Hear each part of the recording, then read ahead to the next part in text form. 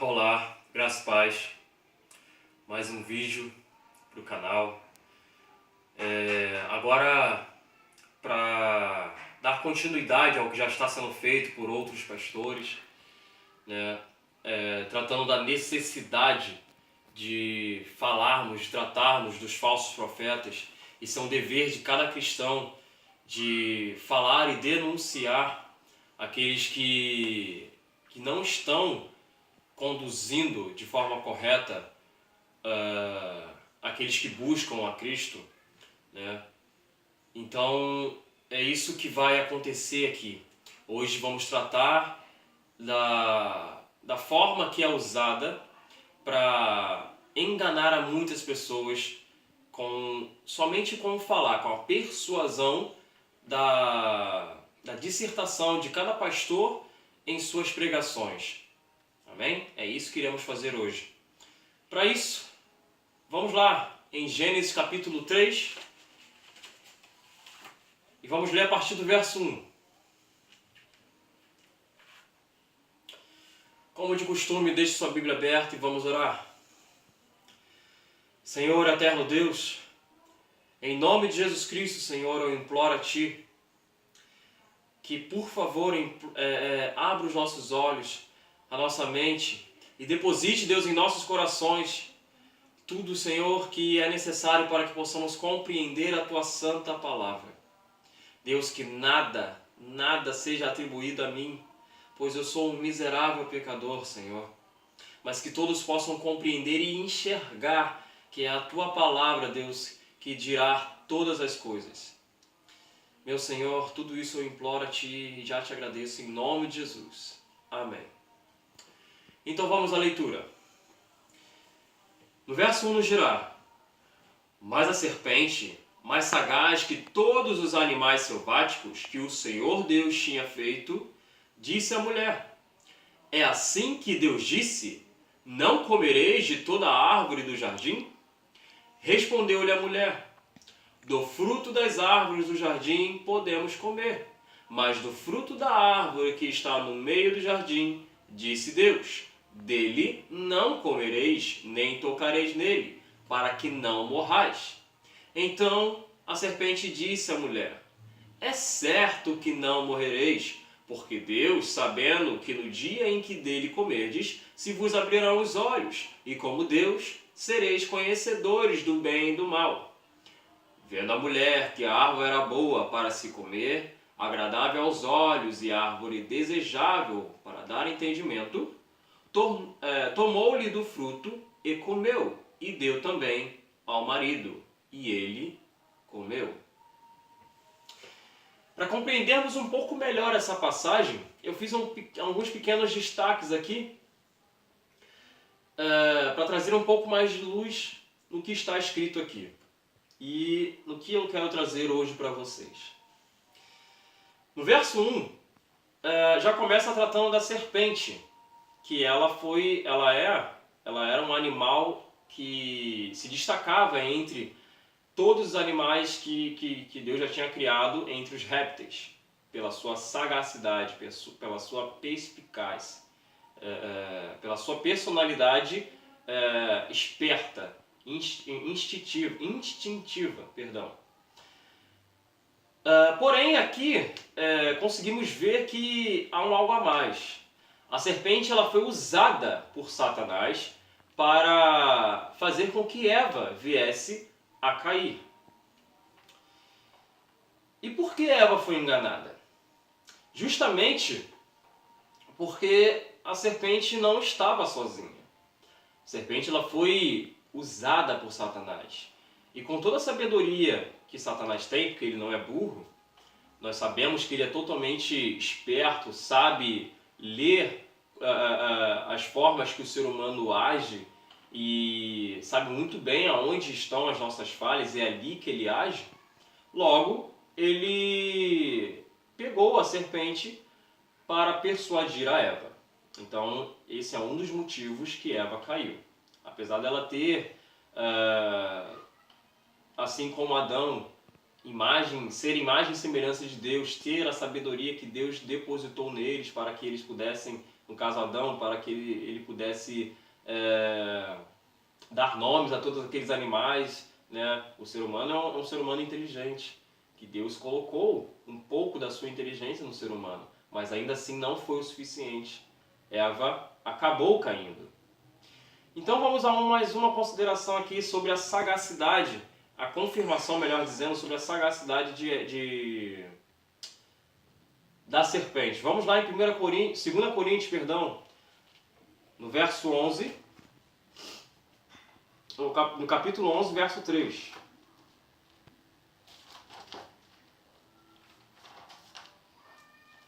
Vejamos o que diz.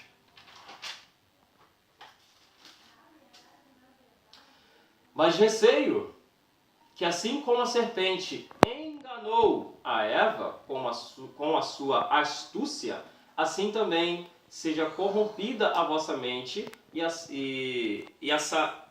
se aparte da simplicidade e pureza devidas a Cristo. Então, com a astúcia que a serpente obteve por Satanás estar usando, levou a facilidade dela pegar e tratar os assuntos que ali estavam sendo tratados com Eva, e conseguiu distorcer toda a coisa, persuadindo a Eva e fazendo com que ela caísse, e por sua vez Eva fazendo com que Adão caísse. Então assim, a serpente inicia a sua conversa com Eva. É assim que Deus disse? Esse logo é o início da persuasão. Essa frase ela dá um entendimento de que a serpente está querendo entender o que Deus disse a Eva. É assim mesmo que Deus disse? É assim que Deus disse? Ela já começa a introduzir um pouco de persuasão ali em Eva, para entender melhor o que de fato Deus disse. E ela completa: não comereis de toda a árvore do jardim? Já começa a implantar uma mentira na cabeça de Eva, porque não foi isso que Deus disse. Lá em Gênesis capítulo 2, no verso 16 e 17, diz exatamente o que Deus disse. E o Senhor Deus lhe deu esta ordem: de toda a árvore do jardim comerás livremente, mas da árvore do conhecimento do bem e do mal não comerás, porque no dia em que dele comeres, certamente morrereis. Então, a serpente já está aqui, logo do início, tentando persuadir Eva, introduzindo uma pergunta capciosa e, além disso, implantando uma mentira na cabeça de Eva. Não comereis de toda a árvore do jardim? Não foi isso que Deus disse. E Eva ainda responde de forma correta. Do fruto das árvores do jardim podemos comer. Então Eva, ela tenta se desvencilhar daquela cilada que a serpente está fazendo com que ela entre, né? Do fruto das árvores do jardim podemos sim comer, né? Mas do fruto da árvore que está no meio do jardim, disse Deus, dele não comereis. Então ela procura consertar o que a serpente diz, porém ela acaba se atrapalhando. No mesmo verso, no verso 3, ela se atrapalha dizendo, além dele não comeres, ela diz, nem tocareis nele. Deus não disse isso. Deus não disse para não tocar, ele disse para que não comesse. Não que Adão e Eva não pudessem tocar. Então vamos lá. Por que Eva pegou e acrescentou esse nem tocareis? Uma das coisas que me leva a pensar é que talvez ela era tão temente a Deus que acabou elevando a ordem de Deus em não comer e também não tocar. E uma outra possibilidade é que ela queria fugir logo daquela conversa. Não, Deus falou para que eu não comesse e muito menos tocasse. Ou seja, eu não posso nem ver pintada aquela árvore. Eu não quero saber dessa conversa, serpente. Então é um entendimento que nós podemos ter. Vamos ao verso 4. Então a serpente disse à mulher: é certo que não morrereis. Isso aqui é algo extraordinário. Porque percebemos no verso 1 a serpente aparentemente tendo uma dúvida, né? É assim que Deus disse? Parece que ela tem uma dúvida. Porém, com essa afirmação no verso 4, ela já está negando por completo a palavra de Deus. O que Deus disse? Não coma. E ela vem em contrapartida dizendo: é certo que não morrereis. Deus disse: não coma, porque senão vocês vão morrer. Porém, a serpente: é certo que não morrereis. Nega por completo a palavra de Deus.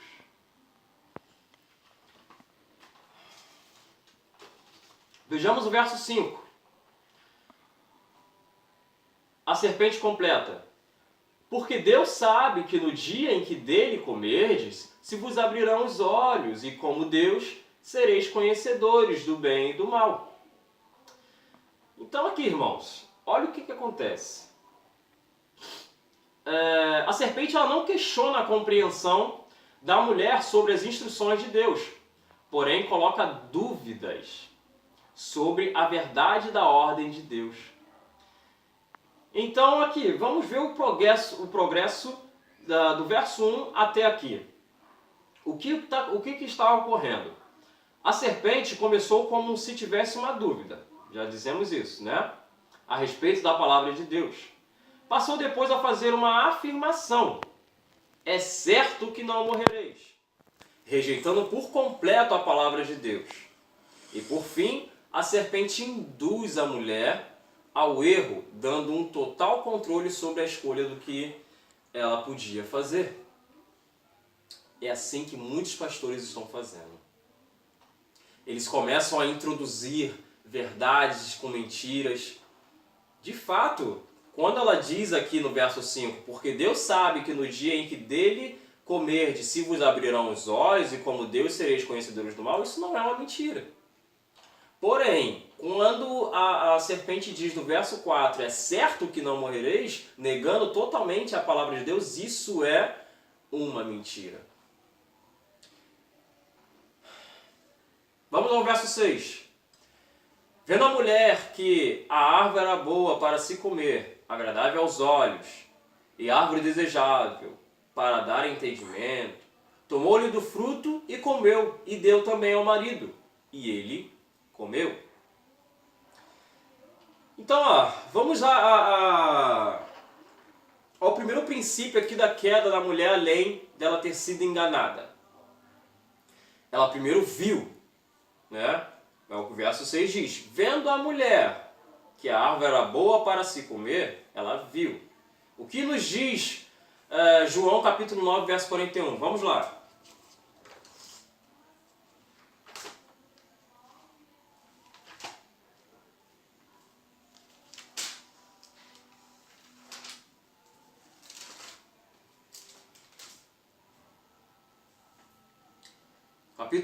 João capítulo 9, verso 41 nos diz o seguinte: respondeu-lhe Jesus: se fosseis cegos, não teríeis pecado algum, mas porque agora dizeis, nós vemos, subsiste o vosso pecado. Ou seja, irmãos, Eva, em primeiro lugar, além dela ter sido enganada e rejeitado também a palavra de Deus, porque Deus já tinha dito a ela para não comer, ela ainda iniciou o seu pecado com a concupiscência dos olhos. Ela viu, logo desejou, logo comeu.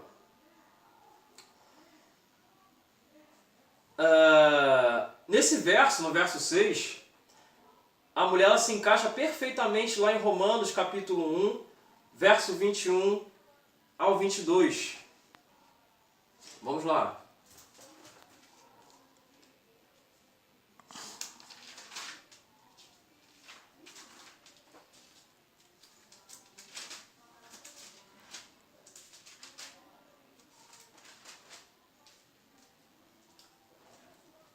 Então vejamos. O verso 6 aqui em Gênesis nos diz: vendo a mulher que a árvore era boa para se comer, agradável aos olhos e árvore desejável para dar entendimento, tomou-lhe do fruto e comeu e deu também ao marido e ele comeu. Agora vamos ler aqui Romanos capítulo 1, verso 21. Porquanto, tendo conhecimento de Deus, ou seja, Eva tinha conhecimento de Deus, de quem era Deus, zeloso, justo, santo, eterno, poderoso, ela tinha o conhecimento de Deus. Não o glorificaram como Deus, nem lhe deram graças. Antes se tornaram nulos em seus próprios raciocínios, obscurecendo-se-lhes o coração insensato. Inculcando-se por sábios, tornaram-se loucos. E mudaram a glória do Deus incorruptível em semelhança da imagem de homem corruptível, bem como de aves, quadrúpedes e répteis. Então foi exatamente o que Eva fez.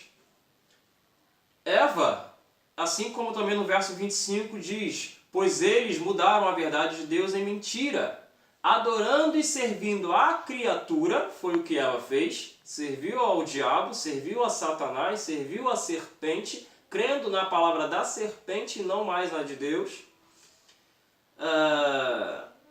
servindo a criatura em lugar do Criador, o qual é bendito eternamente. Amém.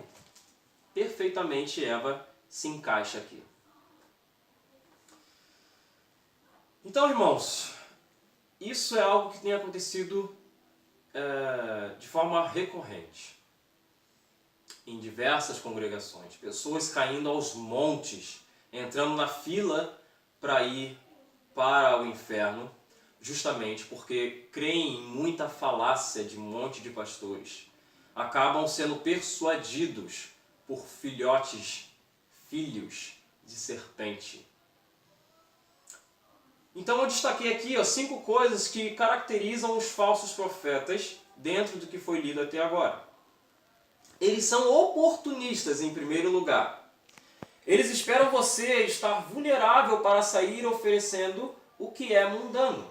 Como que Eva estava? Eva estava junto com Adão? De maneira nenhuma. Eva estava sozinha, vulnerável. E foi aí que Satanás aproveitou para persuadi-la. Vamos provar um pouco mais isso lá em Mateus capítulo 4, no verso 1. A partir do verso 1. Nosso Senhor Jesus Cristo passou pelo mesmo acontecimento, porém, claro que ele saiu fora dessa, né? Graças ao nosso Senhor. E lá nos diz o seguinte: a seguir foi Jesus levado pelo Espírito ao deserto para ser tentado pelo diabo. E depois de jejuar 40 dias e 40 noites, teve fome. Então o tentador, aproximando-se, lhe disse: se és o Filho de Deus, manda que estas pedras se transformem em pães. Olha só o que Satanás fez. Pegou Jesus fraco. Vamos ler de novo. A seguir foi Jesus levado pelo Espírito ao deserto para ser tentado pelo diabo. E depois de jejuar 40 dias e 40 noites, teve fome. Então o tentador, aproximando-se, lhe disse: se és o Filho de Deus, manda que estas pedras se transformem em pães. Eles são oportunistas. As pessoas que estão sendo enganadas, elas não são fracas mentalmente, emocionalmente, precisando tanto de um milagre, tanto de uma transformação, tanto de uma bênção, tanto de prosperidade em sua família. Não é assim, não é essas características das pessoas que estão sendo enganadas? Por quê? Justamente porque estão fracas espiritualmente, vulneráveis, não buscam alimentar da palavra, mas procuram por aí esses pastores que estão distorcendo a palavra. Segunda característica, te induz a um erro, como foi com Eva, lá no verso 4. Né? O que nos diz o verso 4? Então a serpente disse à mulher: é certo que não morrereis. Ela induziu, né? Desde o início, claro, mas aqui a gente vê com mais clareza, ela induzindo a serpente ao erro. A Eva ao erro.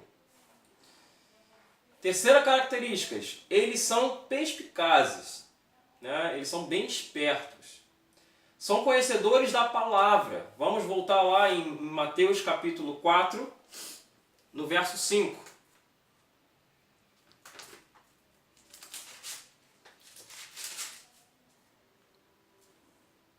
Versos 5 e 6.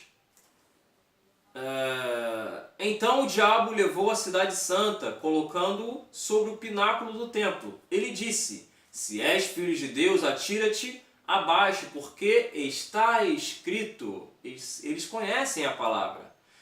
Está escrito: aos seus anjos ordenará a seu respeito que te guardem, e eles te sustentarão nas suas mãos para não tropeçares em alguma pedra. Então, essa é a terceira característica de um falso profeta. Ele é conhecedor da palavra, ele não é um leigo, ele não é um João ninguém. Ele conhece, ele sabe o que ele está falando, ele sabe que engana.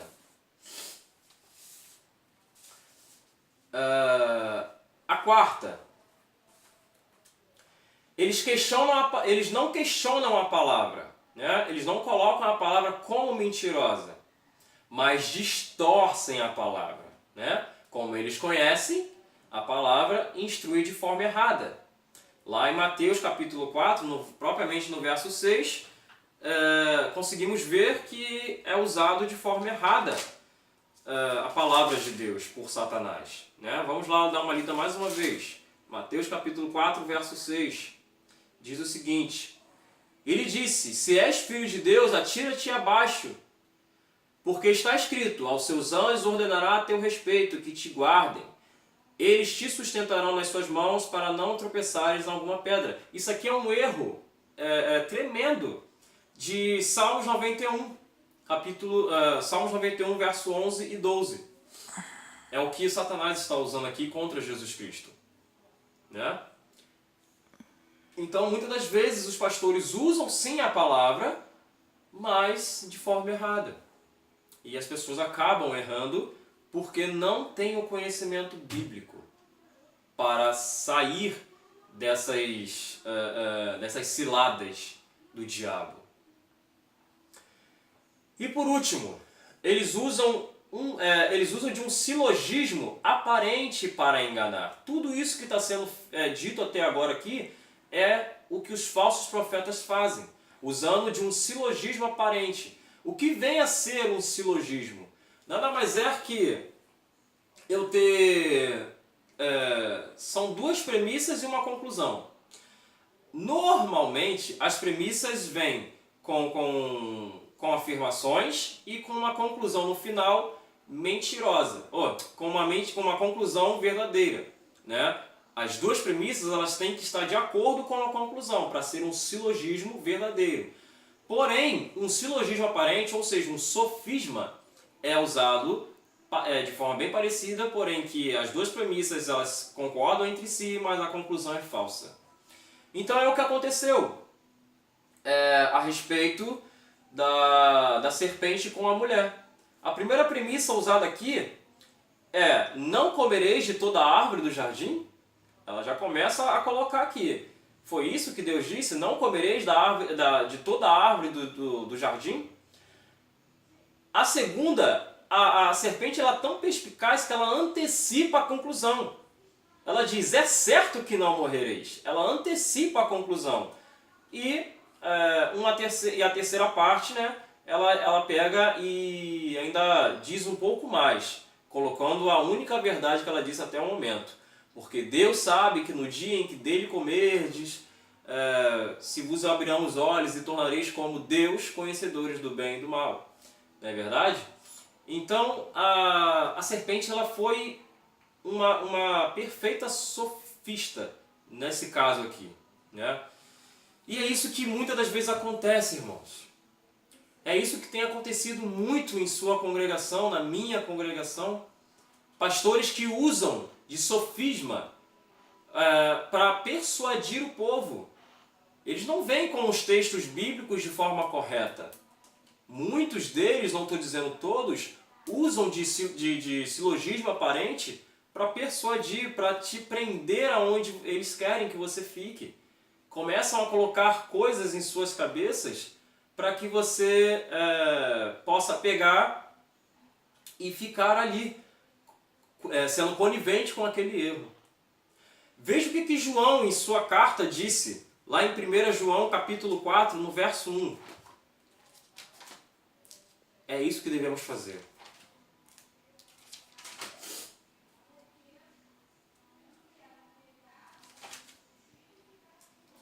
1 João capítulo 4, no verso 1, nos diz o seguinte: Amados, não deis crédito a qualquer espírito, antes provai-os, os espíritos, se procedem de Deus, porque muitos falsos profetas têm saído pelo mundo fora. Nós temos que provar. E como que podemos provar? À luz das Escrituras. Todos os dias de culto que você sair da sua congregação, vá direto para a sua Bíblia. Pega as referências que foi dada e vê se está de fato aqui encaixado. Não é simplesmente o verso citado está na Bíblia, porque de fato eles usam a Bíblia. Porém, se tem contexto bíblico para sustentar aquela ideia. Pergunte a uma outra pessoa, busque outras fontes de ensino. Não fique somente com o que o seu pastor fala, porque ele possivelmente está te enganando.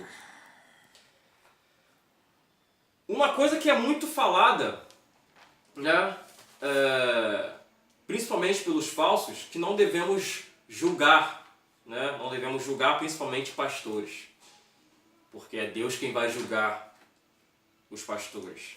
Será que isso é verdade? Não só os pastores, mas os crentes, né? Abre lá em 1 Coríntios capítulo 5, no verso 12. Só para finalizarmos.